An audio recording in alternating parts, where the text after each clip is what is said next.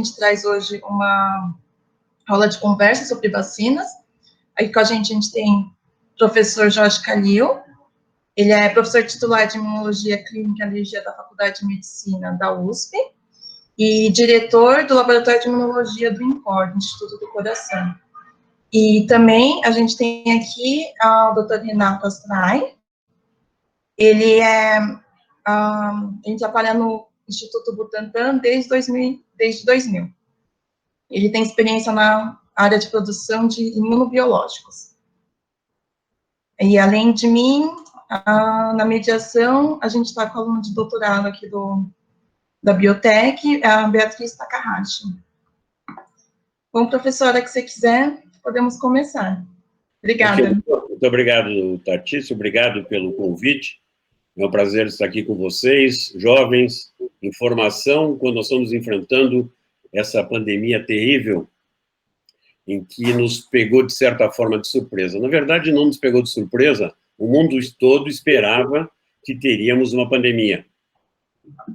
Em 2017, fevereiro, eu estive numa reunião lá em Paris, onde foi criado o CEP, que é justamente uma coalizão de estados europeus, todos os países europeus, mais as grandes fundações, como Bill e Melinda Gates, Fundação Wellcome, e naquele dia, numa reunião que estava inclusive o presidente da França, em que eu falei sobre Zika, nós estávamos discutindo que poderíamos ter uma pandemia, e que essa pandemia chegaria a qualquer momento e que nós precisaríamos nos preparar. E por isso que foi criada o CEP, para que os países, os grupos de pesquisa propusessem plataformas para fazer vacinas, para fazer diagnóstico, ou mesmo para descobrir novos medicamentos, caso viesse uma pandemia.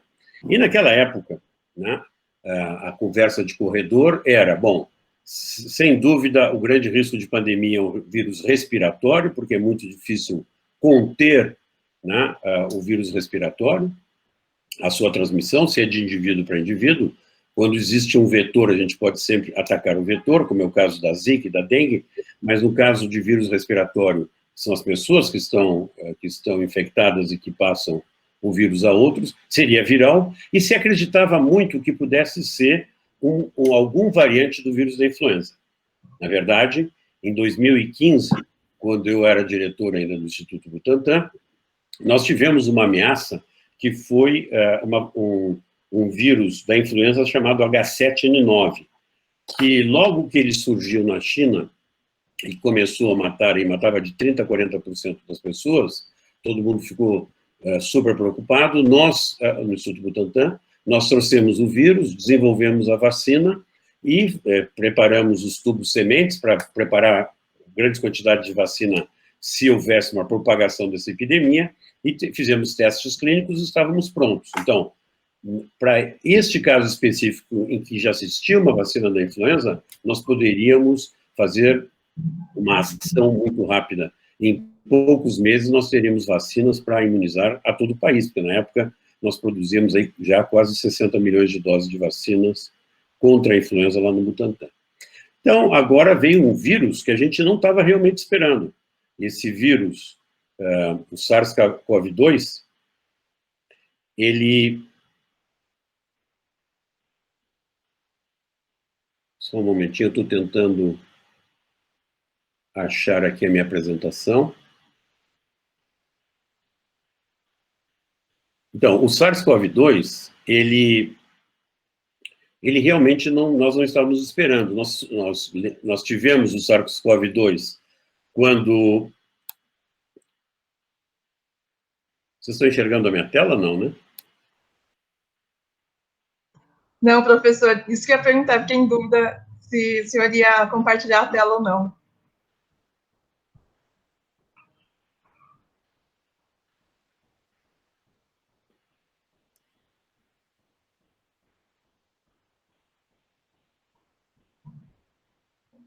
Agora sim, agora a gente consegue ver, só tem que mudar a tela para apresentação mesmo.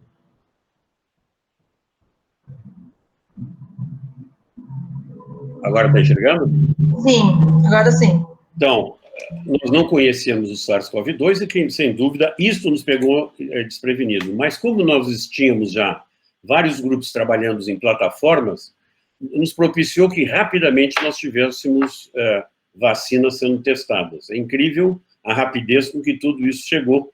E por isso que nós temos aí, depois de 10 meses de começado, 11 meses de começado essa doença, nós estamos em fase avançada, em fase 3 final, de avaliação de várias vacinas. Agora nós vamos conversar um pouquinho, eu vou apresentar para vocês rapidamente, que é o que são as características dessas vacinas que estão já aqui no mercado. Então, lembrando para vocês que o SARS-CoV-2 veio para ficar, né, que nós, atualmente, a avaliação do risco para a retomada das atividades tem que ser muito intensa, tem que ser caso a caso, tem que ser muito pensado, porque enquanto a curva for ascendente, o risco é muito alto, mas mesmo na curva descendente, tem que tomar cuidado para não desencadear um novo pico, como ocorreu na Europa. Quer dizer, na Europa, durante o verão, principalmente o pessoal jovem, voltou a se reunir, ir a bares, restaurantes, festas, praia, etc., etc., e o que aconteceu foi que nós tivemos um novo pico. Muito bem, morreu bem menos gente, mas nós temos que lembrar que quem teve o novo pico é fundamentalmente pessoas jovens entre 19 e 35 anos. Aí é a idade de vocês. Mas a gente tem que ver se isso não vai passar para os mais velhos e trazer mais morbidade. É claro que também nós aprendemos a tratar melhor os pacientes. Hoje em dia, nós tratamos bem melhor. Os pacientes que nós tratamos no Hospital das Clínicas tiveram, em geral, uma boa recuperação, mas nós temos que cuidar. Para voltarmos à tranquilidade, um tratamento efetivo, simples e barato, que nós não temos, ou obter a famosa imunidade de rebanho, imunidade comunitária. Por quê? Nós temos que diminuir a transmissão de indivíduo para indivíduo. Hoje em dia, o Brasil está com um R0 de 0,90 e poucos, ou seja, para cada 100 pessoas, essas 100 pessoas transmitem a doença para 92, 93. Então, está diminuindo. E enquanto estiver diminuindo, isso é muito bom, mas a gente chega frequentemente em platôs e não consegue diminuir. Então, a solução seria termos uma vacina, mas essa vacina, para ser solução, ela tinha que ter uma ampla cobertura, ou seja, as pessoas que recebem a vacina, em geral, na população, tem que desenvolver uma boa imunidade protetora. E ele também teria que ter uma longa memória, porque se tiver que tomar a vacina a cada 3 meses, nós não vamos conseguir fazer com que as pessoas tomem. E ela tem que estar disponível para nós aqui, vocês têm acompanhado, nós vamos discutir, sem dúvida, mais adiante, nas perguntas, vocês têm acompanhado a vacina chinesa, a vacina de Oxford, depois as outras vacinas que estão sendo testadas no Brasil, como Janssen e Pfizer, as outras vacinas que estão nos Estados Unidos. Bom, que vacina teremos acesso? Isso é uma coisa importante, e infelizmente nós só estamos pensando agora. O ideal é que a gente tivesse pensado isso com antecedência e nós tivéssemos conseguido fazer as nossas vacinas. Mas existem grupos no Brasil, sim, que estão desenvolvendo vacinas. Agora, por que a gente não diz, bom, por que não se faz logo a vacina? Bom, não se faz a vacina porque não existe uma receita ou uma forma final definida de fazer uma vacina. A gente tem que conhecer a resposta imune do indivíduo para saber como é que ele se defende desse vírus, né? E, além disso, nós temos que cuidar para não induzir doença mais grave. Teve a vacina que foi colocada no mercado pela Sanofi contra a dengue, que causou um problema chamado de ADE, que é Antibody Dependent Enhancement, em que, na verdade, você induz o aumento de vírus, o aumento de carga viral, e isso dá uma doença mais grave. Nós vamos voltar a isso daqui a um pouquinho. Nós temos que induzir uma memória imunológica longa, como eu disse, e para isso nós temos que precisar estudar o que desencadeia uma memória longa. Ela tem que estar disponível para nós aqui, com custo acessível, para que o SUS possa fazer como sempre faz, que é distribuir a vacina para todo o Brasil. Vocês não esqueçam que nós temos um programa de imunizações que é muito bom, que é o Programa Nacional de Imunizações, que existe há 45 anos e é considerado o melhor do mundo, porque a gente vacina bem em todos os lugares do país. A gente chega lá no meio da Amazônia, no Pantanal, no Nordeste, no Agreste, aonde for, e nós temos uma boa capacidade de cobertura, desde que as pessoas queiram se vacinar. Tem muita gente da geração de vocês que não viu muitas dessas doenças porque elas são preveníveis por vacina e não vão levar os filhos para vacinar, o que é um crime contra os filhos, mas também um crime contra a sociedade, porque isso faz com que a gente possa ter de volta doenças que já tinham desaparecido. Por exemplo, em 2010, nós não tínhamos mais sarampo. E aí, as pessoas não vacinaram com a intensidade que precisavam, e aí, em 2015, migrantes da Venezuela que não estavam vacinando porque não tinha dinheiro, trouxeram de volta o sarampo, e em 2018 nós tivemos mais de 11 mil casos de sarampo, que é um problema sério. E outra coisa, se nós tivermos uma vacina em que nós, seja de tecnologia nacional, nós podemos fazer adaptações, como, por exemplo, digamos que existe uma mutação num vírus aqui, que a vacina não proteja mais, a gente tem que fazer algum tipo de adaptação. Bom, se a vacina for nossa, a gente pode fazer sem ter que esperar que a Inglaterra ou a China, os Estados Unidos, faça essa alteração, que talvez não seja economicamente interessante para eles e que não façam. A gente tem que ter isso em mente. Quando a doença aparece, nós temos uma primeira resposta imunológica, a resposta inata, que todos nós nascemos com ela, ela não é específica para o patógeno, simplesmente nós temos aí os fagócitos, monócitos, macrófagos, etc., que reconhecem padrões que são comuns aos vírus e às bactérias, e começam a fagocitar esses vírus e bactérias e produzir citocinas, que elas vão ter uma ação direta contra o vírus, por exemplo, o interferon. E essas citocinas também vão fazer a ligação com a resposta que é específica, adaptativa. Quando nós queremos uma vacina, nós queremos induzir uma resposta adaptativa, que seja bem dirigida contra aquele agente patogênico. E a gente sabe que depois de 6, 7 dias começam a surgir anticorpos. Esses anticorpos são primeiro IgM e IgA, que é muito importante, porque é um anticorpo de mucosa, e também começamos a amadurecer a nossa resposta de células T. E isto faz com que a gente se defenda do vírus. Se isso for demais, pode causar uma grande doença inflamatória, que é o que leva, geralmente, aos problemas que nós temos, que são a inflamação demasiada e também, decorrente dessa inflamação, a particoagulação. Então, como eu falei para vocês, se a carga viral ela é pequena, o interferon pode acabar com o vírus e a gente nem ter doença mesmo. Se a carga viral for muito grande, nós podemos ter doença, e vai depender da nossa capacidade de resposta. Como eu disse para vocês, interferon é importante. Uma coisa que é específica do SARS-CoV-2 é que ele diminui a expressão do interferon, que é um problema sério na resposta inata. Mas a gente sabe que a resposta inata é importante, haja vista que as crianças, muito provavelmente, não têm a doença por causa disso. Tem também problemas de expressão do receptor do vírus, mas é fundamentalmente resposta inata. Como é que essa doença se deu, então? Esse vírus, ele não circulava em homens, a SARS-CoV-2, ele circulava em outros animais. Tem várias discussões, o que é, o que não era, se era morcego, se não era morcego. Então, se ele estava no morcego, como é que ele pula para o homem? É complicado pular para o homem. Primeiro, tem que ter muito contato com o morcego. Isso acontece muito, realmente, nos mercados da China. Quem foi para a China já ouviu falar que os chineses comem tudo que é animal, qualquer proteína animal é proteína para se comer, e eles comem, nos mercados tem isso.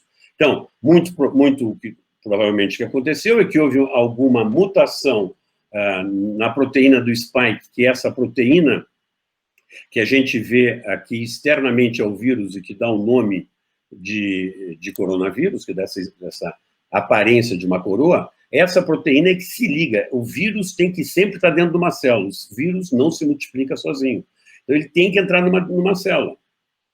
E ele, para isso, ele usa a spike, que sofreu uma mutação, para interagir com uma molécula de superfície de células humanas. No caso, a ECA2, que é a enzima conversora da angiotensina 2. Então, essa molécula serve de receptor. Coitado, essa molécula não está aí para ser receptor, simplesmente o vírus consegue se ligar nela. E aí tem uma protease na membrana, que é uma furina, que corta em S1 e S2, então a S1 fica presa aqui, S2 se liga aqui na célula, através de uma neutropilina, que não vem ao caso, e o vírus entra para a célula. Quando dentro da célula, ele vai liberar o seu RNA, que é um RNA de fita simples, longo, né, positivo, e esse RNA ele vai ser traduzido dentro da célula para a produção de proteínas, que vão compor as novas partículas virais, também vai multiplicar esse vírus de tal forma que de uma cópia nós vamos ter milhares de cópias dentro da célula. Quando essa célula já está lotada e já está esgotada, ela morre por um sistema chamado piroptose, e o vírus é liberado para infectar outras células, só que em vez de um que entrou ali, vão sair milhares para se propagar. E aí, nós temos a resposta imune, que é protetiva. Então, primeiro, eu já disse para vocês, nós temos a resposta inata, mas o que nós queremos quando a gente faz uma vacina é fazer uma resposta adaptativa. E como é que se dá essa resposta adaptativa? Bom, os linfócitos B, através dos seus receptores de membrana, que são as IgMs e as IgDs, vão reconhecer antígenos do SARS-CoV-2 e, com isso, vai produzir anticorpos contra esse vírus. Da mesma forma, as células TCD4 positivas que reconhecerem os fragmentos do vírus que foram apresentados pelas células apresentadoras de antígeno através das moléculas HLA de classe 2, vão também se multiplicar, vão produzir citocinas em grande quantidade, que vão ajudar tanto o linfócito B a se multiplicar, mas também vai ajudar os precursores citotóxicos, que são as células T CD8 positivas, que elas reconhecem o antígeno viral na superfície das células através das moléculas HLA de classe 1. E a função dessas células citotóxicas é matar essas células que são infectadas. Então, essas três células são fundamentais quando a gente pensa numa vacina, e são elas que vão compor o nosso compartimento de memória, que poderá ser rapidamente ativado, mas nós já vamos ter em circulação anticorpos e células T citotóxicas que vão eliminar o vírus. Então, é isso que a gente quer numa vacina. A gente precisa induzir nessa vacina anticorpos que sejam neutralizantes, ou seja, anticorpos que se liguem na proteína da spike, especificamente na RBD, que é Receptor Binding Domain. Elas vão se ligar e vão impedir com que esse vírus se ligue no seu receptor, e com isso acabar com a infecção. Então, esta forma, isso aqui é que a gente, digamos, graficamente tenta mostrar, que o anticorpo neutralizante, ele se liga especificamente numa área do RBD que se ligaria na proteína ECA2, e com isso inibe com que haja essa ligação, e com isso inibe a entrada na célula. Mas existem também anticorpos não neutralizantes. Esses anticorpos são um problema, eu falei para vocês, no caso específico da dengue, que anticorpo não neutralizante pode facilitar o vírus para entrar dentro da célula. Bom, se ele facilitar o vírus entrar dentro da célula, e ele não está neutralizado, esse vírus pode se multiplicar aqui. Então, aí o vírus tem duas formas de entrar na célula, uma pelo receptor ECA2 e outro através desse fenômeno, através do receptor da FC das imunoglobulinas. E quando ele entra também, ele induz a produção de grandes quantidades de citocinas, que se numa quantidade razoável elas são boas porque eliminam o vírus e induzem a resposta adaptativa. Por outro lado, se for muito grande, pode dar a tempestade citotóxica que causa o grande problema dessa doença. E a gente sabe que existe uma correlação entre resposta celular CD4 e a produção de anticorpos do tipo IgG específicos para RBD, aonde que está o sítio de ligação, né? O Receptor Binding Domain. Tanto para IgG, mas também IgA, que é tão importante nas mucosas. Quanto mais resposta celular, melhor nós temos uma resposta de IgA. Existem indivíduos que, se têm contato, porque na família, de membros da sua família já deve ter acontecido isso, que o familiar teve, e o outro que teve em contato muito próximo não teve. Então, pode ser a resposta inata, mas pode ser também que o indivíduo desenvolva uma boa resposta a T sem que haja soroconversão, ou seja, sem produção de anticorpos. E com isso ele consegue se livrar, né? Nós temos aqui produção de anticorpos e a resposta a T em indivíduos em diferentes tipos, se são contactantes ou não contactantes. Isso é um estudo sueco muito bom. E o que a gente sabe é que 30% dos indivíduos vão ser soronegativos, mas têm resposta a T. E a gente sabe também que o SARS-CoV, o irmão do SARS-CoV-2, que surgiu em 2002, quando se foi estudar a resposta imunológica de memória deles, depois de 6 anos, anticorpos só foram detectados em 9% dos indivíduos, enquanto que célula T em até 63% dos indivíduos. Nós, estudando uma coorte de 215 indivíduos convalescentes, né? Após 40 dias nós colhemos o sangue deles, e nós vimos que anticorpo neutralizante nós não conseguimos detectar. Isso não significa que não tem, isso depende da especificidade e a sensibilidade do teste. Em 10% dos indivíduos nem tinha anticorpo neutralizante, e nos outros tinha uma distribuição, então nem todo mundo faz a mesma quantidade de anticorpo. Vocês veem aqui que tem uma distribuição bem gaussiana, né? Bem normal, e os títulos de anticorpo vão desde 1 para 20 até 1 para 2.560, que é uma altíssima taxa de anticorpo neutralizante. Agora, o que nós nos achamos curioso é que, quando nós recolhemos o sangue 150 dias depois desses 40 dias, então, quando as pessoas já estavam há 6 meses da doença, o nível de anticorpo caiu, o título de anticorpo caiu de 5 a 10 vezes. Vocês veem aqui, era o anticorpo na primeira coleta de sangue e aqui na segunda. Então, esses anticorpos neutralizantes caem um título muito.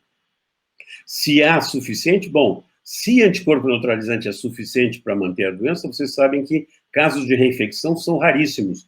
Em 40 milhões aí de pessoas que já tiveram a doença, nós tivemos aí uma meia dúzia de casos bem relatados. Então, quem teve a doença está protegido. É por anticorpo neutralizante? Nós não sabemos. Muito provavelmente é por anticorpo neutralizante, mas também por resposta celular, CD4 e CD8, como eu mostrei para vocês.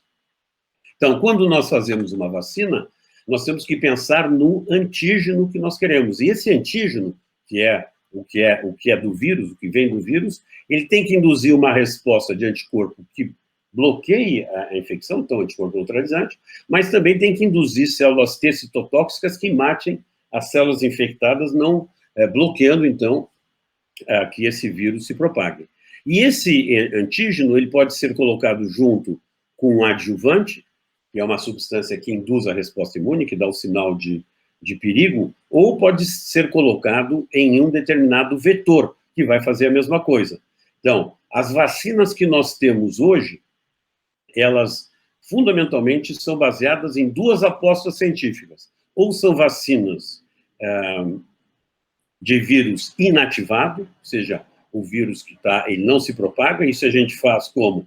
Produzindo grandes quantidades de vírus em cultura de células no laboratório e depois inativando com produto químico, normalmente.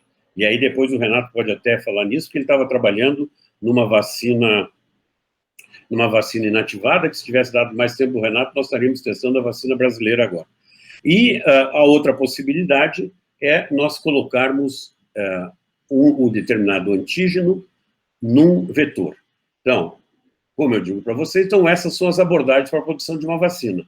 Vacina inativada, aqui está o vírus intacto, aqui ele está inativado, né? E nós podemos, na seleção do antígeno, o que foi feito até agora, vocês vão ver que o que nós estamos fazendo é diferente, mas o que foi feito até agora, foi pegar a proteína da spike, que eu mostrei para vocês, que é essa aqui em azul, e colocar em diferentes tipos de vetor, ou um peptídeo sintético, ou um vetor viral recombinante, ou um DNA, ou um RNA, ou um VLP, ou diretamente a proteína da spike, das mais diferentes maneiras estão sendo feitas. E quando nós olhamos as 180 vacinas em teste que estão registradas na Organização Mundial de Saúde, que tem 2 do Brasil, a que nós estamos desenvolvendo e que a Fiocruz está desenvolvendo em Belo Horizonte, embora haja muito mais, então eu acredito que tenha pelo menos 300 ou 400 iniciativas no mundo, nunca se viu alguma coisa assim, em que tão rapidamente tanta gente foi trabalhar no mesmo tema, e essas vacinas têm uma gama de vetores, pode ser o próprio vírus, um outro vetor viral, um ácido nucleico, uma proteína, tem ainda outras formas de se colocar essa vacina. Então, se nós formos rapidamente relembrar o que existe aqui, então, vírus inativado, uma vacina que usa, então, como eu falei, o vírus que foi morto, digamos, com produto químico. Quem está fazendo isso são 3 empresas chinesas, que são parte do governo chinês também, e uma empresa indiana. E essas vacinas, elas são as vacinas mais óbvias de serem feitas, as mais diretas de serem feitas, porque você simplesmente cresce em grande quantidade o agente causador da doença, inativa e usa como vacina. Então, elas existem há muito tempo. Nós temos aqui, no Brasil, a gente usa vacina de influenza, que é vírus inativado fragmentado. Este aí não é fragmentado, aparentemente. e que induz a resposta imune. Normalmente, as respostas não têm uma memória muito longa, e nem são muito, a resposta não é muito forte. Mas temos que ver o que vai acontecer. Uma outra forma de fazer a vacina é pegar um outro vírus, nesse caso aqui o adenovírus, que você coloca a informação genética da proteína da spike, ela vai se expressar no vírus, né? E isso vai ser utilizado como vacina. E existem várias vacinas que são muito parecidas e que usam esta metodologia. A Universidade de Oxford, junto com a AstraZeneca, utilizou um adenovírus de chimpanzé. A CanSino, que é uma empresa chinesa, utilizou o adenovírus tipo 5, que é um adenovírus que causa resfriado comum em humanos. A Janssen, através de um pesquisador, um colaborador chamado Dan Baruch, ele fez a mesma vacina utilizando o adenovírus 26. E a russa, que tão mal falada? Bom, realmente o Putin fez aí umas coisas que não se deve fazer com ciência, mas a vacina deles é uma mistura da CanSino com a Janssen, porque é adenovírus 5 e adenovírus 26, a primeira imunização com um vírus, a segunda imunização com outro vírus. Então, essas vacinas estão sendo testadas, e se elas funcionarem, nós teremos, sem dúvida, várias, porque eu não acredito que elas vão ser muito diferentes uma da outra, pode ter uma pequena variação. O que a gente sabe é que a vacina de Oxford induz anticorpos após 2 doses que são razoáveis, quando comparado com o plasma de convalescente.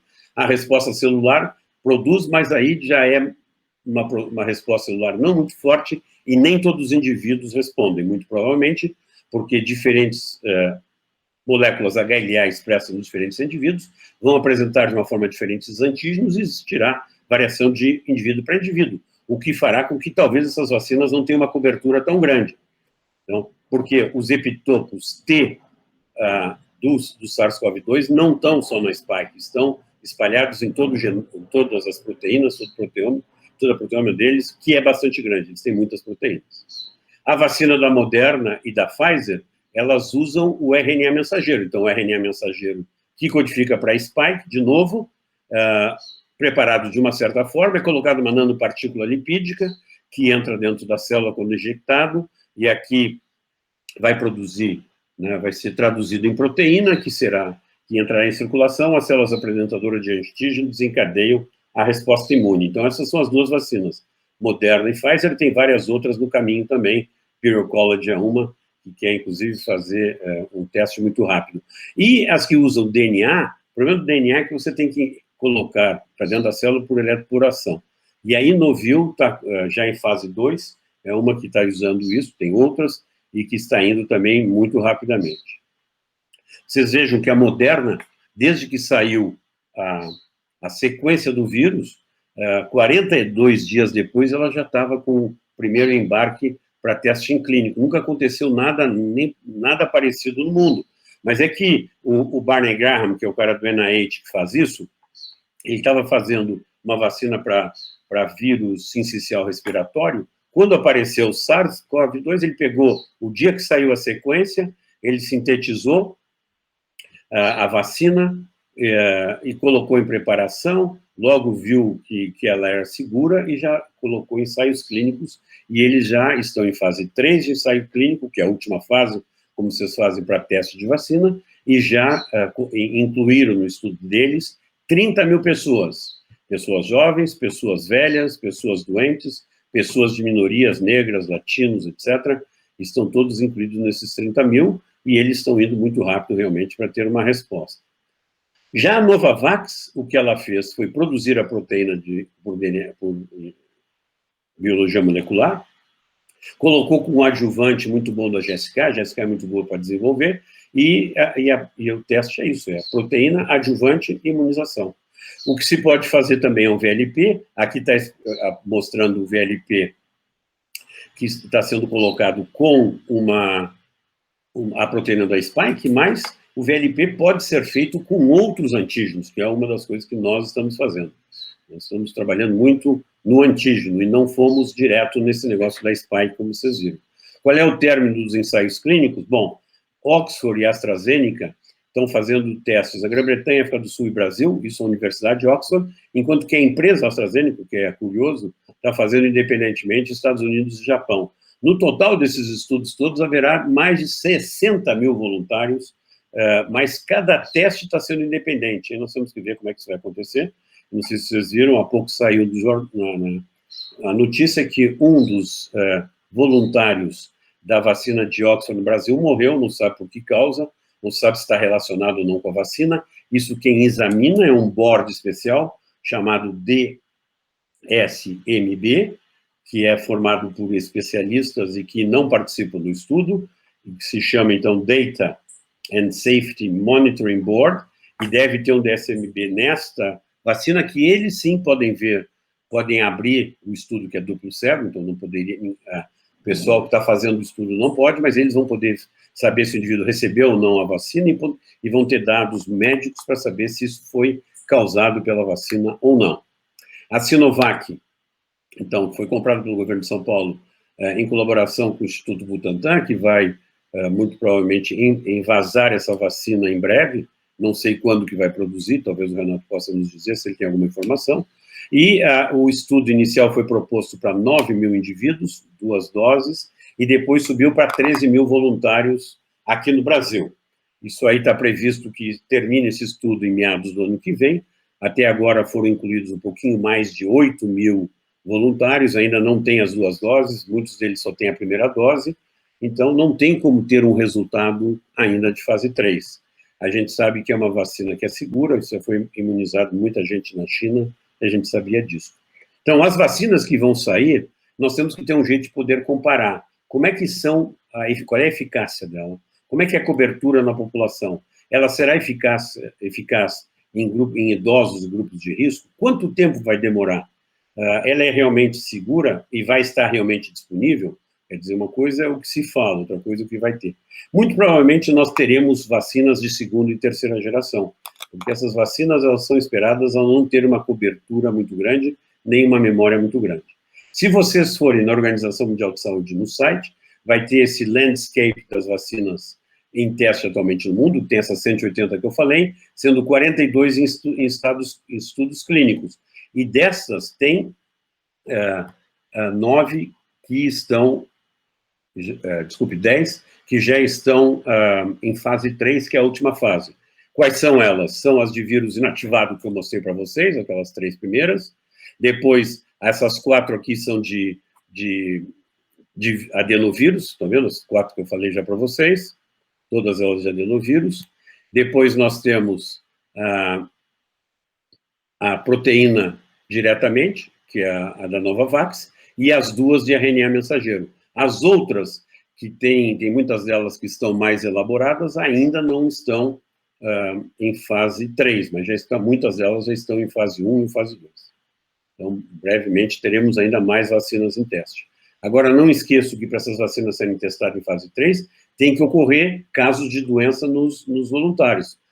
E, idealmente, para a vacina ser boa, só vão ficar doentes os indivíduos que receberam placebo e não os indivíduos que receberam a vacina. No nosso grupo, nós queríamos, desde o início, fazer alguma coisa diferente, então nós achávamos desde o início que a resposta T seria importante. Eu não vou ter tempo de falar muito para vocês, mas a gente sabe que para ter uma boa resposta T, os epitopos, os peptídeos do vírus têm que interagir bem com as moléculas HLA, que são extremamente polimórficas e que existem na população, e isso a gente faz uma predição por softwares específicos, aí sintetiza esses peptídeos e testa, e nós testamos com os nossos 215 indivíduos, que eu já falei para vocês, e nós conseguimos ver quais os peptídeos que dão ampla cobertura dentro da população. Nós vemos também as características de imunofenotipagem dos indivíduos convalescentes e depois desse estímulo, como é que eles respondem, e isso foi feito por vários sistemas de bioinformática, que eu não vou ter tempo de falar para vocês. Em todo caso, nós temos aí pools de peptídeos que interagem com CD4 e CD8, aqui com CD4, tem aqui 3 pools, aqui 3 pools que foram testados em CD8, e a partir daqui, dos pools, nós vamos estamos testando, já no fim, peptídeo por peptídeo, para escolher os melhores, né? Então, da mesma forma que nós estamos fazendo isso, nós também fizemos chips com sequências do RBD, E selecionamos, testando os anticorpos, aqueles fragmentos do vírus que são que desencadeiam os melhores anticorpos que sejam neutralizantes. Então, desta forma, nós temos uma vacina que será completamente sintética, né, com os peptídeos que foram selecionados. Nós vamos usar 2 tipos de vetores, já estamos usando nanopartículas ou VLPs, e nós estamos testando em animais, e nós estamos, neste momento, testando para ver qual era o melhor protótipo. Quando nós tivermos o melhor protótipo, nós vamos testar em animais que são knocked-in para ECA2, e que podem, dessa forma, ficar doentes com o vírus. Nós vamos imunizar esses animais e ver se eles estão protegidos, e depois fazer todo o resto do desenvolvimento tecnológico da vacina, até chegar nos ensaios clínicos, para que a gente chegue no teste. Agora, nós queremos fazer uma vacina que seja ou oral ou nasal, porque nós queremos induzir muito IgA, muita imunoglobulina A. Então, porque a gente sabe que quando a gente inocula via intranasal, a gente induz muito IgAs, além de IgGs, IgG, inclusive, que circula, e também a gente estimula muito os linfócitos T, que são residentes no pulmão e que vão aí prestar um serviço muito grande de proteção.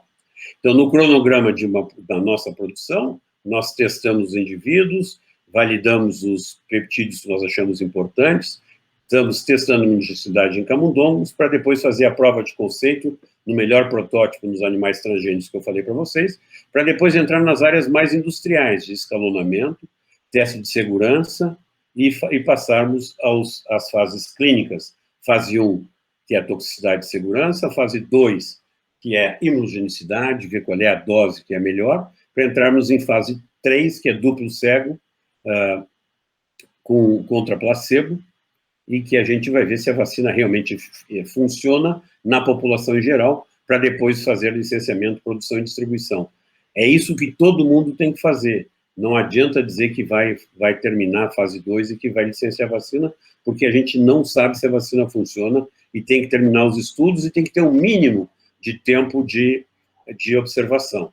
Então, aqui, se nós vemos o que tem que ser feito, identificar o antígeno, já fizemos, produzir antígeno, e os testes animais, nós estamos aqui. Depois, a prova de conceito com os animais que eu mostrei para vocês, que são os animais knocked-in, para ECA2, para depois entrar nas fases clínicas. Isto aqui, nos Estados Unidos ou no mundo, leva por volta de 5 ou 10 anos, todo mundo está fazendo aqui em 6 meses a 1 ano, e custa, em outros lugares do mundo, de 10 a 20 milhões, como vocês devem bem imaginar.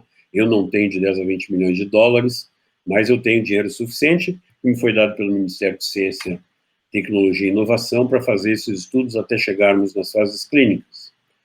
As características da vacina que nós procuramos é induzir anticorpos neutralizantes e boa resposta T, CD4, CD8, induzir uma memória longa, sem efeitos adversos graves, ter ampla cobertura na população, ser administrado em mucosa e não injetável, facilita muito, preferencialmente uma dose só, por causa da adesão ao tratamento, aderência ao tratamento, baixo custo de produção e não de proteção, baixo custo de produção, estabilidade térmica, e que a gente tenha um domínio completo da produção.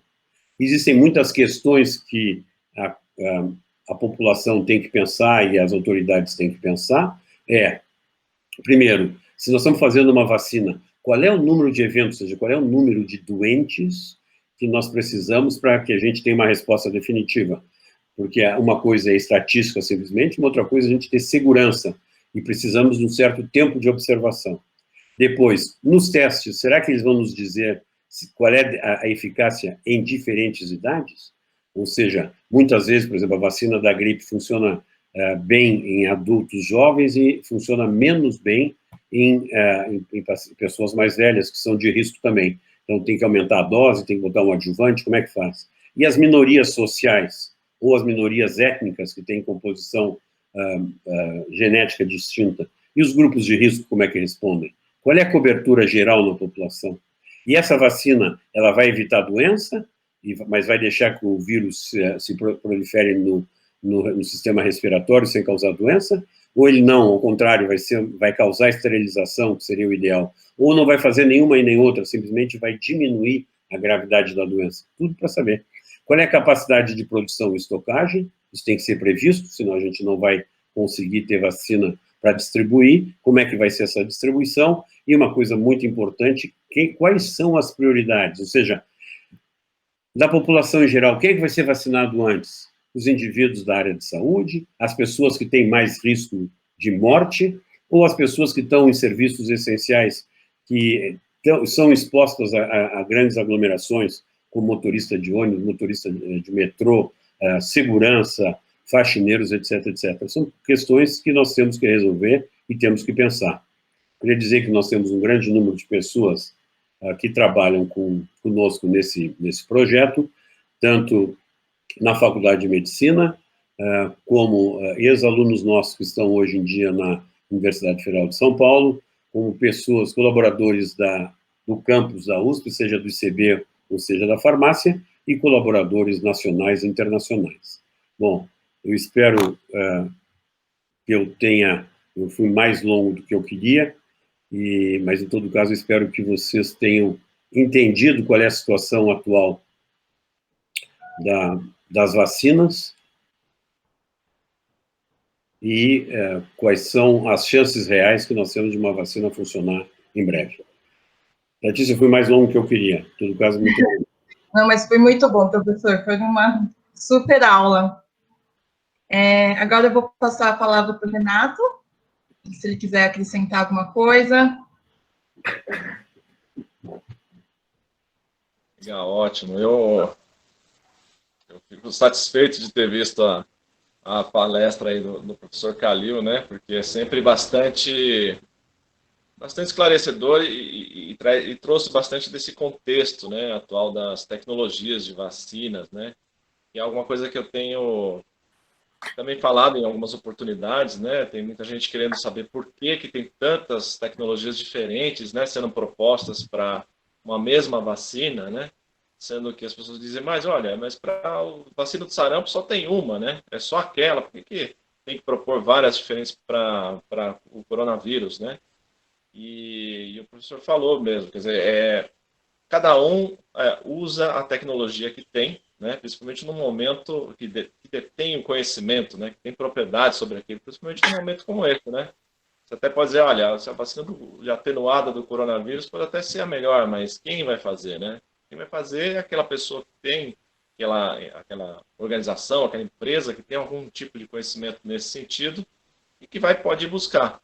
E cada um busca dentro do que mais conhece, né? O outro que faz bem produção de vírus, faz o vírus atenuado, o outro que sabe a Moderna, que já trabalha com vacinas de RNA, protótipos vacinais já há muito tempo, né? Eles têm vacinas contra o Zika, vacina contra RSV, se eu não me engano, tem várias vacinas que eles estão já testando em alguns momentos, aí no Rio também, com a plataforma deles de DNA, que envolve também um dispositivo de aplicação inovador, né? Não é mais por seringa, é como se fosse um jato que espelha aquelas partículas de DNA e elas acabam entrando nas primeiras camadas da pele, né? E acabam imunizando a pessoa.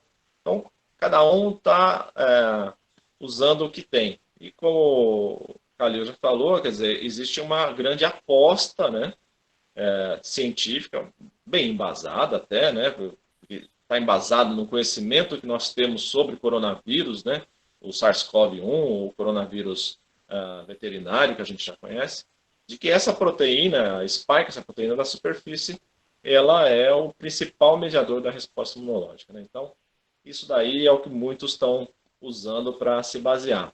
Agora, se a resposta imunológica vai ser longa o suficiente para a gente conseguir controlar, né? Isso ninguém sabe. E aí tem uma questão que é bastante importante, né?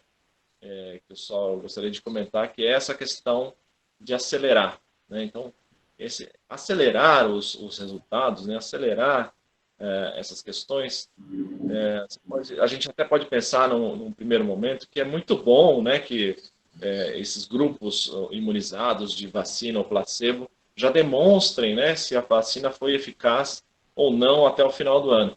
A gente pode pensar isso, mas pensa comigo, se a gente tiver lá uma vacina que foi aplicada em agosto, setembro, julho, agosto, setembro, as pessoas estão sendo desafiadas. Elas estão num local, em regiões em que o vírus está sendo transmitido, elas estão sendo desafiadas.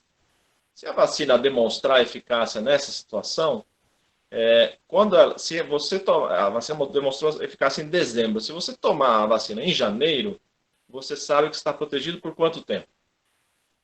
Né? Você sabe que está protegido o equivalente a julho a dezembro. Dali para frente você já não sabe mais. Por quê? Porque a vacina não teve todo esse tempo de teste ainda. Então você não sabe se no sexto mês, no sétimo mês ou no oitavo mês você vai precisar de uma dose de reforço. Né? Então essa é a grande questão. É lógico que eles estão seguindo os primeiros participantes que foram imunizados lá no começo do ano, eles têm alguma ideia sobre isso.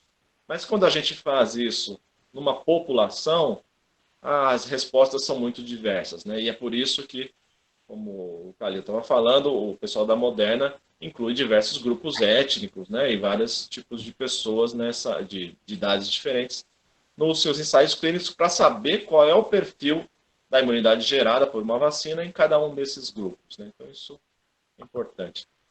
Só para introduzir assim, a respeito do Instituto Butantan, né, a gente então, tem esse acordo com a Sinovac para fazer o desenvolvimento da vacina, que na verdade no nosso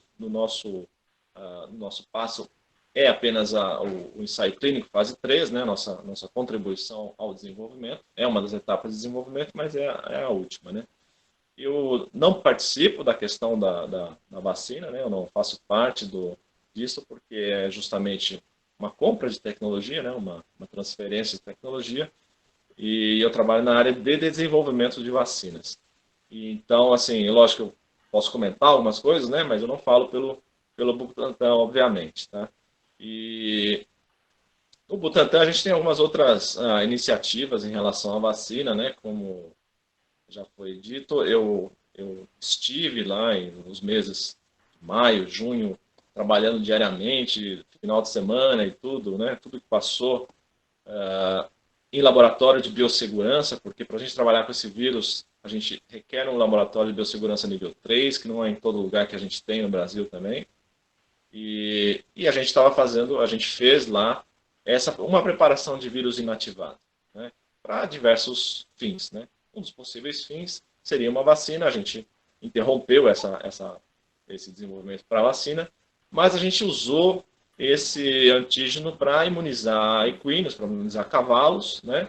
E agora o Butantan está desenvolvendo um soro hiperimune, né? Um soro de cavalo para auxiliar no tratamento de doentes aí com coronavírus. Né? Então isso deve entrar logo aí em fase de teste, tá? Porque o Butantan tem essa experiência enorme na fabricação de soros, né? E a gente fabrica mais de 13 tipos de soros, né? Soros anti-picada de serpente, anti-lagarta, anti-abelha, né? Tem diversos tipos de soro lá, de aranha, de escorpião, etc. Então, o que mais? Então, a gente, e por outro lado, existe uma abordagem um pouco parecida com essa abordagem que o professor estava dizendo, que é uma abordagem de desenho computacional de moléculas, né? De potenciais antígenos de interesse. E aí usando, gente, o que essas primeiras vacinas não usaram, né? Que é o conhecimento que foi gerado de janeiro, fevereiro até agora, né? Então, a gente, por exemplo, para fazer essas vacinas, esse desenho dessas vacinas, a gente usou 17 mil sequências. Lá em janeiro, fevereiro, não tinha 17 mil sequências, né? Sequências genéticas do vírus, né? Então, a gente está usando esse conhecimento para tentar propor coisas que sejam melhores, porque, como eu estava dizendo, a gente não sabe o que essas primeiras vacinas vão trazer para a gente. A gente não sabe se elas vão ter que ser substituídas por vacinas melhores, né? Então, esse é um pouco o intuito do nosso trabalho. E a única coisa que eu deixo assim de comentário também em relação ao que o professor mostrou é que vocês viram que essas vacinas que estão na frente, né, além da de vírus inativado, que é uma coisa mais óbvia de ser feita, são vacinas genéticas, né, de RNA, e as vacinas de vetor viral. E elas estão nesse ponto porque são plataformas, né, são tecnologias em que a pessoa troca só material genético. E isso é uma coisa muito importante. Né? O Brasil ele precisa ter algum tipo de plataforma, né? Precisa investir nesse tipo de plataforma para que a gente possa fazer frente aos nossos desafios, né? Que a gente não fique dependente do que vem de fora, né? A gente tenta correr atrás, tenta desenvolver, mas a gente vê que realmente a gente olha para frente e vê 180 candidatos, né? Correndo aí, por quê? Porque eles estão nesse sentido, né? Usando plataformas, né? Não que essas plataformas, por exemplo, da Moderna, eles podem se beneficiar também de estudos como o que o Calil está fazendo, estudos como o que a gente está fazendo de computação, né? Hoje em dia eles já podem estar também pensando em desenhar uma segunda geração da vacina deles. E o interessante é que eles podem rapidamente trocar a informação genética na plataforma deles e usar um processo produtivo da vacina deles que é padrão. Você troca a informação genética e usa o mesmo processo para produzir todas as suas vacinas, né, com pequenas variações. Então, isso é muito importante. Você tem todo um desenho de qualidade já feito para o seu processo produtivo. Tá? Então, era essa um pouco a mensagem, os comentários que eu queria fazer para iniciar. Bom, então, eu acho que eu vou para as perguntas que surgiram no chat. Eu acho que a gente podia falar. Tem uma pergunta aqui do Felipe Signeu. Ele pergunta qual tipo de plataforma utilizada pelas vacinas que, na opinião de vocês, é a mais promissora. Você, Renan. Olha, mais promissora é difícil dizer. Eu posso dizer qual a que eu gostaria. Que desse certo. Que eu acho que seria uma revolução no mundo das vacinas, que é a vacina de RNA. Gostaria muito que ela fosse ótima, né? Lógico, algumas dessas formulações ainda tem bastante problema de estabilidade, né? Porque o RNA é muito lábil, né? Ele tem baixa estabilidade em altas temperaturas, mas existem alguns tipos de soluções que estão tentando resolver isso. Eu gostaria de ver uma vacina de RNA funcionando, porque eu acho que isso vai mudar completamente o panorama de produção de vacina e de proposição de novas vacinas.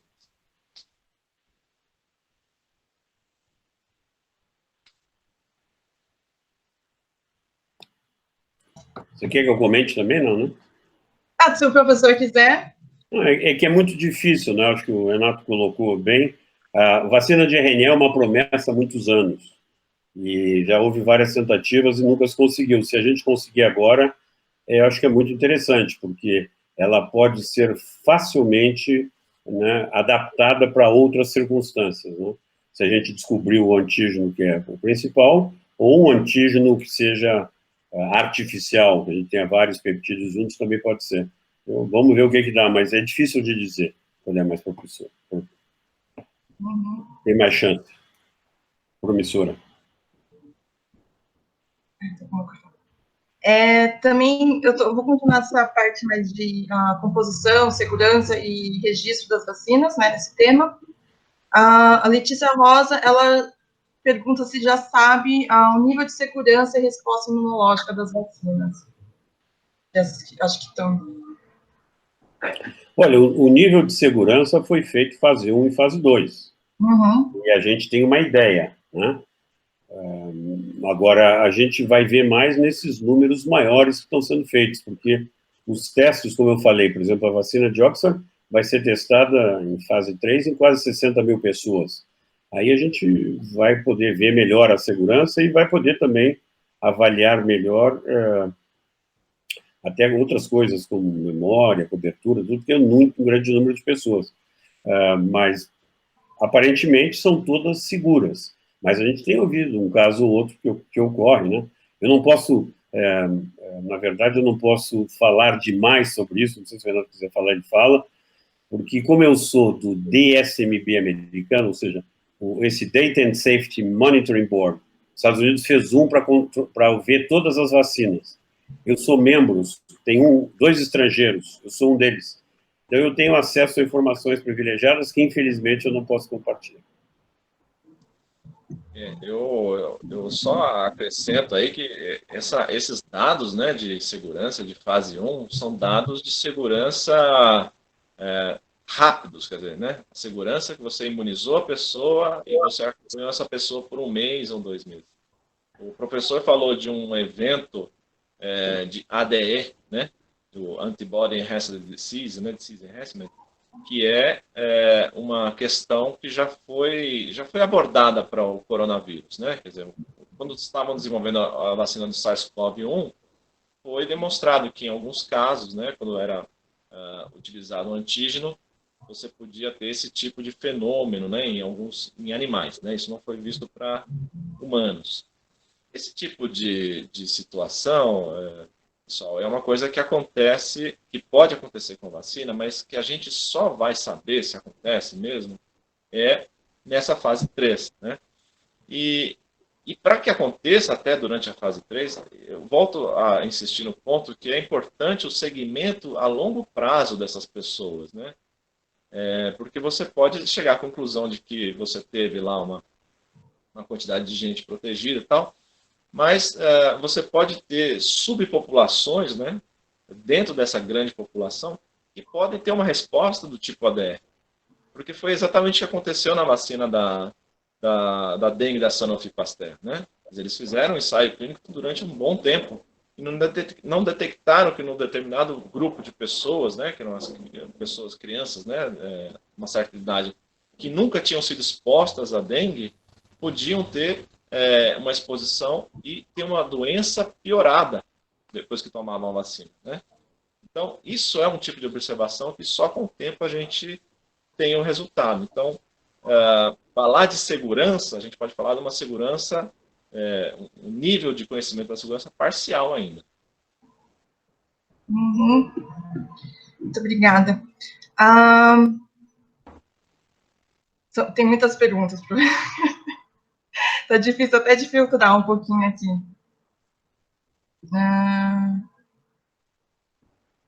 Agora, algumas perguntas sobre imunidade cruzada. A Isabela Diniz, ela pergunta se tem possibilidade de uma pessoa que teve contato com o SARS-CoV-1 ter algum tipo de imunidade contra o SARS-CoV-2.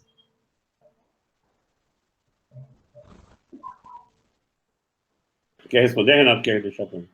Pode responder, professor. Tá, então, isso aí foi buscado, né? E a gente viu que não existe anticorpo de neutralização cruzada. Anticorpos neutralizantes cruzados não tem. E, por outro lado, a resposta celular, sim, tem.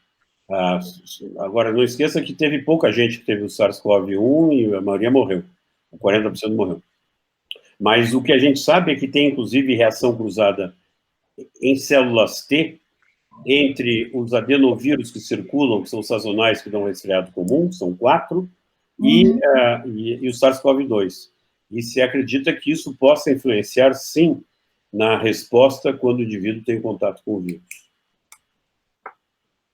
Está sendo estudado mais detalhes disso. Eu tenho uma pergunta em relação ao estudo da Fiocruz com a BCG, com a vacina de BCG, que ela daria uma certa proteção imunológica contra o SARS-CoV-2. Eu queria saber qual a opinião de vocês sobre esse estudo.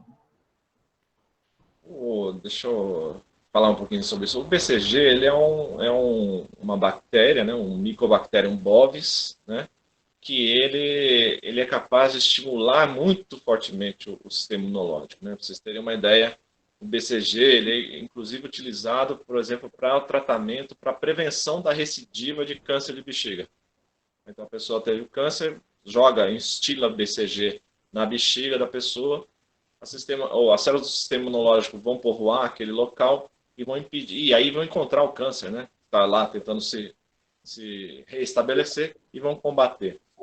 Ele, por essa característica dele imunoestimulatória, o que acontece? Você, ao tomar a vacina, vai ter uma atividade imunológica muito grande, né? Vai ter a síntese de citocinas, você vai deixar o seu sistema imunológico mais alerta. Eu, particularmente, acho que isso deve auxiliar transitoriamente, né? Deve auxiliar provisoriamente, o indivíduo a estar com o sistema imunológico mais pronto para responder, né? Mas não é uma resposta do tipo específica, né? Uma resposta imunológica específica, não é uma resposta imunológica que vai trazer memória. Então, para mim, isso não é uma abordagem vacinal, tá? É uma abordagem preventiva, terapêutica preventiva, mas não vacinal. Uhum. Tem também uma pergunta sobre essa questão de memória imunológica e de quanto tempo. O Leonardo Fontoura, ele pergunta que os outros coronavírus, eles induzem memória imunológica de baixa duração, e ele queria saber quais são os mecanismos que estão relacionados com o tempo de memória imune frente ao antígeno. Bom, quando você tem uma exposição ao antígeno, você estimula vários tipos de células. A gente frequentemente resume CD4, CD8 no células, etc. Mas nós temos células de memória e tem maneiras de testar a indução de células de memória central, células de memória efetora. E isso depende da estimulação que é feita pelo próprio vírus. A gente sabe que realmente os coronavírus que circulam e que dão resfriado comum, eles induzem uma memória, em todo caso, em termos de anticorpo, neutralizante, que é baixa, e as pessoas se reinfectam. Então, a gente sabe também que, dependendo como é estimulado, o vírus estimula e que antígenos e peptídeos são utilizados, nesse estímulo, você pode induzir uma memória de mais longo prazo. Isso tem que ser estudado mais no SARS-CoV para que a gente possa tentar manipular a resposta imune para que seja mais longa.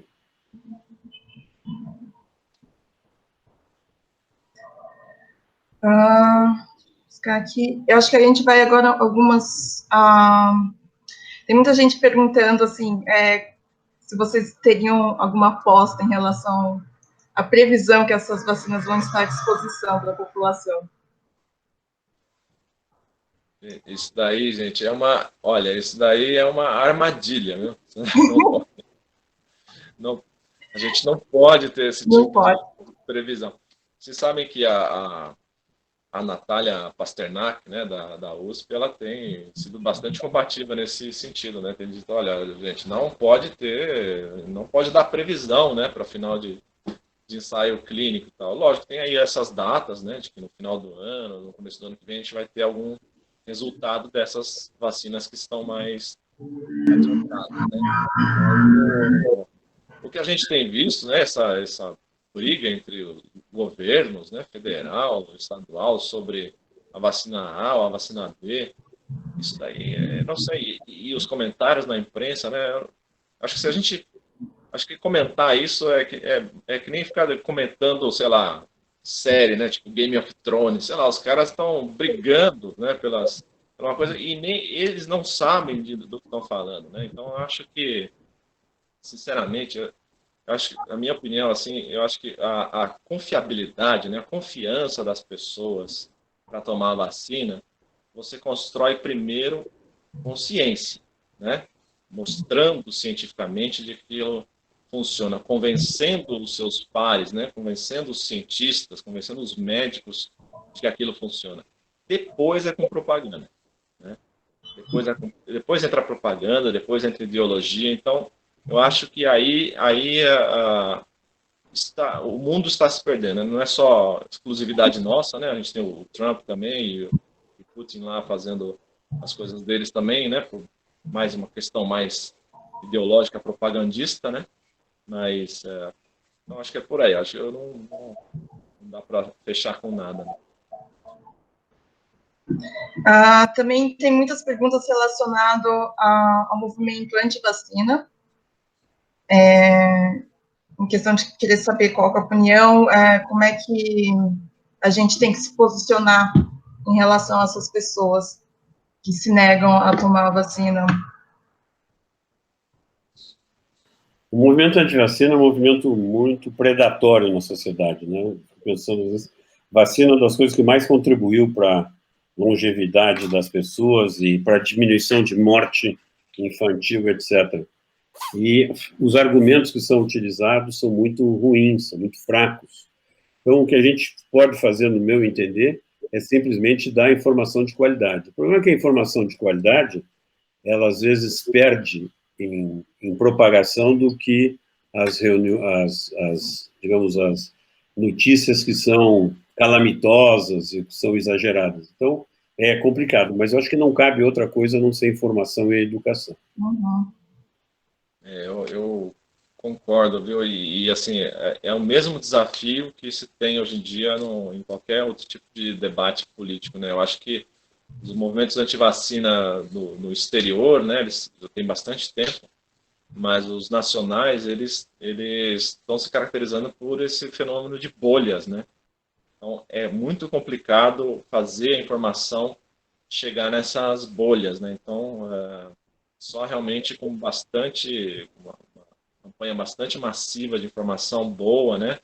E criteriosa a respeito de vacinas para a gente conseguir quebrar isso, né? Quer dizer, não faz sentido nenhum as pessoas ficarem, a gente vê, né? A gente conversa, eu recebo de redes de outras pessoas que acabam me passando, né? Para que eu veja os absurdos. Tipo, as pessoas falando que eles querem colocar chip na vacina, né? Que querem colocar, que querem dar vacina para matar as pessoas. Eu falo, mas quem quer fazer isso, né? E aí vem assim, os poderosos do mundo. Eu falo, poxa, mas você matar as pessoas é algo completamente contra o capitalismo, né? O capitalismo quer que tenha mais pessoas para consumir mais, para ir para frente, né? Agora eles querem matar as pessoas, então assim, são argumentos que nem o professor falou que não tem nem pé nem cabeça, né? Mas como é dentro de bolha, essas pessoas acabam não conseguindo nem discutir razoavelmente, né? O que eu tenho, às vezes, escutado muito também de pessoas que fazem parte do movimento anti-vacina é em relação aos adjuvantes, que são que vão juntos com a vacina. Vocês poderiam comentar um pouquinho, eu sei que o professor comentou brevemente na apresentação, mas você poderia comentar um pouquinho mais o que são, porque acho que é um assunto que quase não é tocado, né, sobre os adjuvantes, né, o que são, para que serve, por que é importante, se eles são seguros ou não. Renato, quer falar, Renato? Olha, os adjuvantes é o seguinte, a gente tem o principal adjuvante usado, né, e que foi o que começou todo esse debate sobre ser bom, por ser ruim, aliás, né, de usar adjuvante, é o hidróxido de alumínio, né, o fosfato de alumínio. Ele é um composto que causa um depósito, né? Ele causa também uma atração para as células do sistema imunológico, de forma que aquele antígeno que está misturado com esse adjuvante, ele permaneça mais tempo naquele local, né? E permanecendo mais tempo naquele local com essa atividade de quimioatração, né? Você promove um melhor encontro entre as células do sistema imunológico e o antígeno. Se você simplesmente pegar o antígeno e alguns tipos de antígeno, né, e aplicar na pessoa, aquilo cai na corrente sanguínea, é excretado, é metabolizado e você não promove esse encontro, né? Como você não tem também necessidade de grandíssimas quantidades do antígeno nem nada, você coloca esse adjuvante. As questões elas são muito ligadas é muito hidróxido de alumínio que a gente toma durante a vida, né? E se você somar tudo, isso daí não tem comprovação científica de que isso seja ruim, né? De que esse hidróxido de alumínio não seja excretado pelo organismo, não tem comprovação científica disso. É só realmente coisas que as pessoas vão levantando para poder criticar, né, a utilização de vacinas. Muito obrigada. Tem outra pergunta, assim, em relação a vacinas usando nanotecnologia. Qual a opinião em relação a elas? Tem várias propostas usando nanotecnologia. Eu acho que é muito importante, é uma coisa que está evoluindo bastante. Veja que as vacinas de RNA são todas com nanopartículas, né?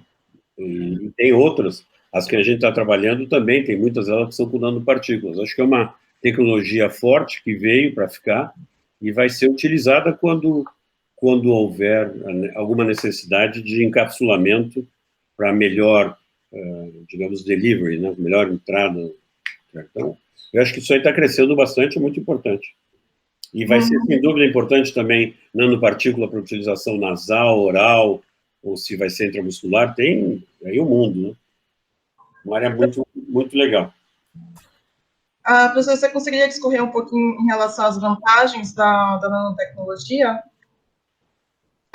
Bom, no caso do RNA é fundamental, porque se você não tiver uma nanopartícula, o RNA é degradado imediatamente, ele não chega até a se fundir na célula, porque ele tem uma migração para a célula, se funde na membrana para soltar, né? Se você vai fazer uma estilação nasal, também você precisa envolver uma nanopartícula para que ela possa percorrer, né, as vias respiratórias e vai se depositar ao longo dos brônquios, onde vai encontrar células do sistema imune. Então, tem várias possibilidades. E ela também serve, as nanopartículas podem servir como um adjuvante, ou seja, elas podem causar, dependendo da formulação, uma inflamação local que vai servir como um adjuvante. Uhum. Não sei se o Renato quer adicionar alguma coisa. Acho que é isso. Realmente, na parte das vacinas genéticas, né, essas nanopartículas lipídicas, né, elas, para o delivery, para a entrega de RNA, elas foram o game changer, né, dessa questão. Foram elas é que estão por trás desse advento da gente ter vacinas de RNA em teste, né? Porque até então, colocar o RNA, aplicar o RNA num indivíduo era uma coisa bastante difícil, né? Tanto é que se recorria também a tipos vetores virais, carregando o RNA para poder fazer com que esse RNA entrasse nas células, né? E não fosse degradado no meio circundante, né? Pós-aplicação. Tem uma outra pergunta aqui da Raquel Oliveira. Ela quer saber como será a imunização das pessoas que têm doenças autoimunes primárias. Como que isso vai influenciar? Bom, sem dúvida, dentro dos indivíduos que recebem a vacina, se está observando bastante se o indivíduo tem alguma doença autoimune, se isso vai exacerbar a doença, né? A gente tem muito cuidado, principalmente com as doenças neurológicas, que às vezes um aumento da resposta imune, inespecificamente, pode aumentar. Então, por enquanto, não se observou nenhum problema, mas tem que ser observado para ver. A gente não sabe, em princípio.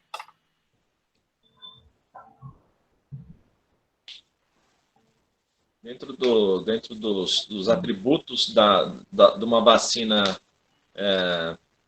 ideal, né, que a OMS divulgou logo, acho que em março ou abril, que é o Target Product Profile, né, da OMS, ele coloca que é uma vacina, a vacina ideal seria aquela que pode ser aplicada em todas as pessoas, em todas as faixas etárias, incluindo mulheres grávidas e lactantes, né? O critério mínimo, né, que ela coloca como aceitável uma vacina que talvez não possa ser aplicada em imunossuprimidos, porque realmente esse é o ponto mais crítico para a gente desenvolver vacina, né? Quer dizer, esse é o grupo mais crítico para os ensaios. Sim. Também surgiram, acho que o pessoal está um pouquinho de dúvida ainda em relação à parte de reinfecção. Por que vamos ver aqui. Elas querem entender mais por que algumas acabam se reinfectando e outras não. Bom, isso é uma pergunta muito interessante que nós gostaríamos de responder também, né? Nós estamos estudando, nós temos que ver se... Quer dizer, a grande pergunta é se o indivíduo perdeu a memória imunológica da primeira infecção ou se houve uma mutação tal que o vírus escapou à resposta imune, né? Muito provavelmente que terminou a resposta imune e a pessoa se reinfectou talvez com uma carga viral importante, desenvolveu novamente a doença.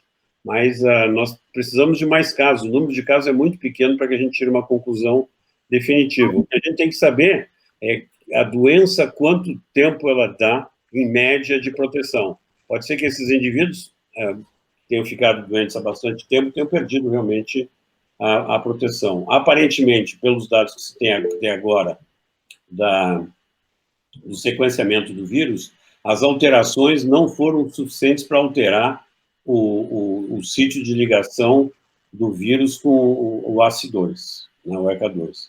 Então, aparentemente, não é por aí, não é por anticorpo neutralizante, mas até pode ser. Né? Até pode ser. A gente sabe que, quando o indivíduo é tratado com anticorpo monoclonal único, às vezes ele pode escapar. Então, por isso que eles fazem, geralmente, coquetéis de 2 ou 3, como o Regeneron está fazendo. Mas nós ainda não temos essa resposta. Renato, você quer falar alguma coisa?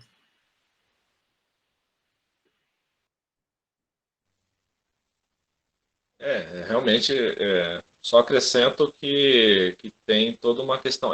Isso acontece, mas a frequência disso é baixa, tá? Então a gente tem que levar isso em conta, né?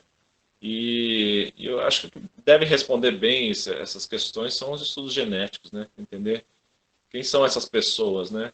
Elas têm alguma semelhança genética que faça com que elas tenham esse tipo de suscetibilidade, né? Reinfecção. Então, acho que por um lado tem a questão do tempo, do outro lado tem a questão de como a pessoa desenvolve a sua imunidade, né? Então, isso são coisas que a gente vai ter que saber com o tempo mesmo. Bom, eu acho que eu vou para uma última pergunta, mais relacionado com a vacina de Oxford. O Gabriel Nogueira, ele pergunta que, dada a morte recente de uma pessoa que testou a vacina de Oxford, e uma fonte anônima disse que essa pessoa recebeu placebo, essa informação compromete a legitimidade do duplo cego? De forma alguma. Em princípio, ninguém tem que saber se essa pessoa foi ou não foi vacinada.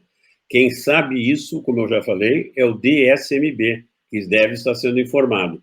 Primeiro é feita uma caracterização das causas da morte e depois o DSMB. E ele vai ver esse resultado não cego. E com isso ele vai ser. Ao contrário, eu acho que isso aí só melhora, né? A gente, fonte anônima que está dizendo, quer dizer, lá sei eu. Entendeu? Se é a favor do laboratório, vai dizer que a fonte anônima diz que não era. Os caras querem denegrir o laboratório, a fonte anônima vai dizer que era.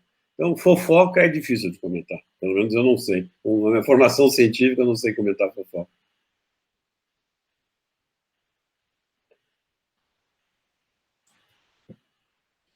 Bom, eu acho que era basicamente isso. As maioria das perguntas eram um pouco parecidas. E eu acho que também teve muitas assim que eles fizeram, mas eu acho que a gente conseguiu cobrir a maioria delas. Eu não sei se eu perdi alguma, mas eu acho que eu vou finalizar essa roda de conversa. Deixa eu ver, a Beatriz está mandando uma mensagem.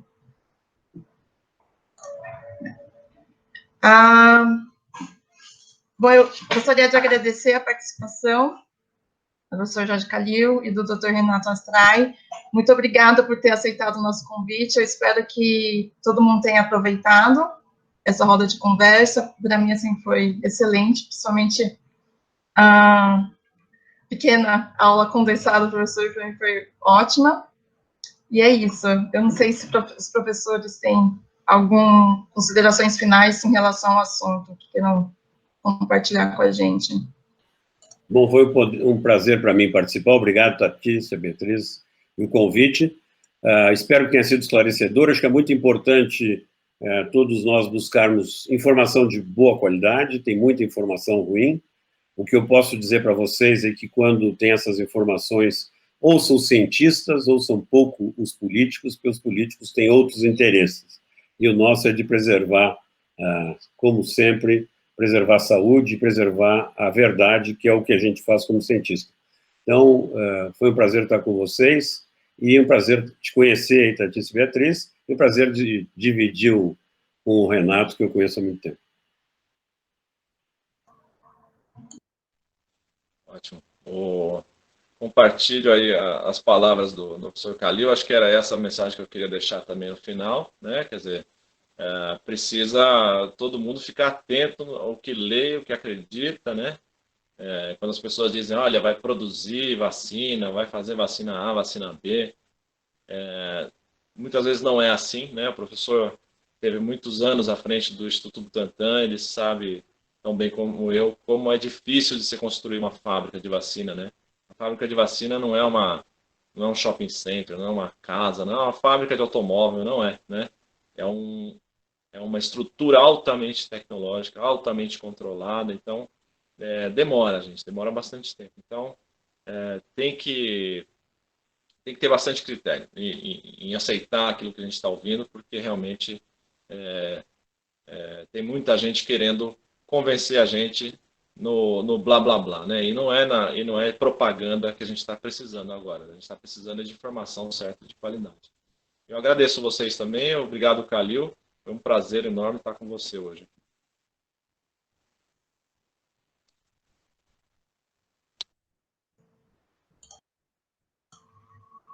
Bom, então é isso, gente. A gente se vê daqui a pouco.